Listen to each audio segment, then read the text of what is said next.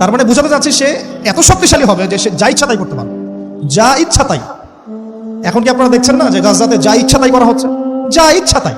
ইচ্ছা হলো আপনার ঘরটা ভেঙে দিলাম, ইচ্ছা হলো আপনার মেয়েকে তুলে নিয়ে আসলাম, ইচ্ছা হলো আপনার ছেলেটাকে নিয়ে কারাগারে রেখে দিলাম, ইচ্ছা হলো রিমান্ডে নিয়ে নিলাম, ইচ্ছা হলো আপনার জমিটা দখল করে ফেললাম, ইচ্ছা হলো আকাশ থেকে একটা বোম ফেলে আপনার বাচ্চাকে হত্যা করে ফেললাম। যা ইচ্ছা তাই, যা ইচ্ছা তাই, কেউ কিছু বলার নাই।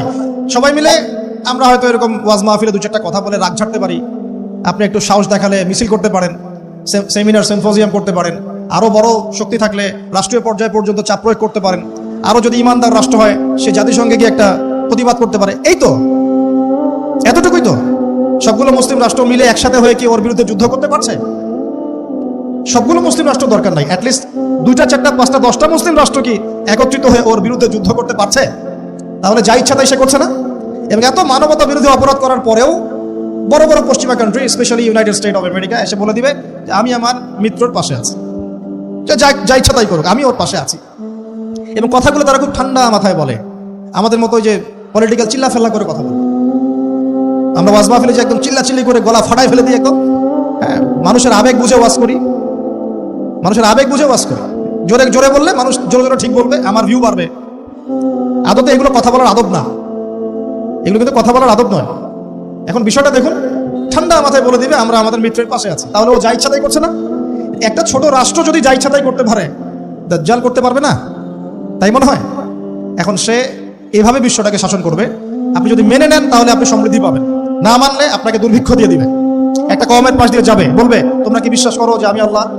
বলবে হ্যাঁ বিশ্বাস করো। ব্যাস, এদেরকে সমৃদ্ধি, সোনা দানা হীরা জহরত যত খাজানা খনি আছে দিয়ে দিবে। একটা কওমের পাশ দিয়ে যাবে, বিশ্বাস করো আমি আল্লাহ, সে বলবে না আমরা বিশ্বাস করি না, তার ইমানদার। ওদের উপর বৃষ্টি বন্ধ হয়ে যাবে, দুর্ভিক্ষ। এখন দুর্ভিক্ষ, বৃষ্টি বন্ধ হওয়া ইত্যাদির অনেক ব্যাখ্যাও আছে। মূল কথাটা আসে, সে যদি বিশ্বটাকে শাসন করতে চায় তার অনুসারীর দরকার আছে কি নাই? আছে না নাই? আচ্ছা, এবার একটু ভালো করে বোঝেন। মনে করেন আপনার নাম হচ্ছে আমাদের আব্দুল্লাহ ভাই, মনে করেন, বা আব্দুর রহমান, ঠিক আছে? আব্দুর রহমান ভাই আমাদের মনে করেন যে বিশ্বটাকে শাসন করতে চায়। তাহলে ভাই আপনি বলেন তো, এই বিশ্বের অর্থনীতি আপনার নিয়ন্ত্রণ করতে হবে কিনা? হবে না? হবে না? না নিয়ন্ত্রণ করে কি আপনি বিশ্ব শাসন করতে পারবেন? আচ্ছা, আপনাকে বিশ্বের এই পুরো গ্লোবাল অ্যাফেয়ার্স, পলিটিক্যাল অ্যাফেয়ার্স গুলো নিয়ন্ত্রণ করতে হবে কিনা?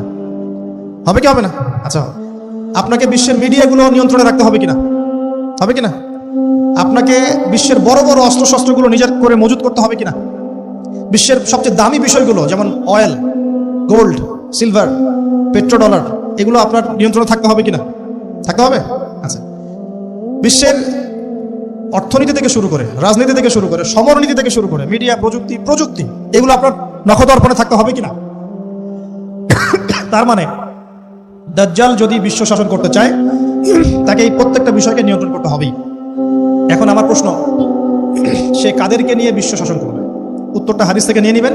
নবী সাল্লাল্লাহু আলাইহি ওয়াসাল্লাম বলেছেন, সে ইহুদিদেরকে নিয়ে বিশ্ব শাসন করবে। মুসলমানদেরকে নিয়ে না, বৌদ্ধদেরকে নিয়ে না, খ্রিস্টানদেরকে নিয়ে না, অন্য কাউকে নিয়ে না। কাদেরকে নিয়ে?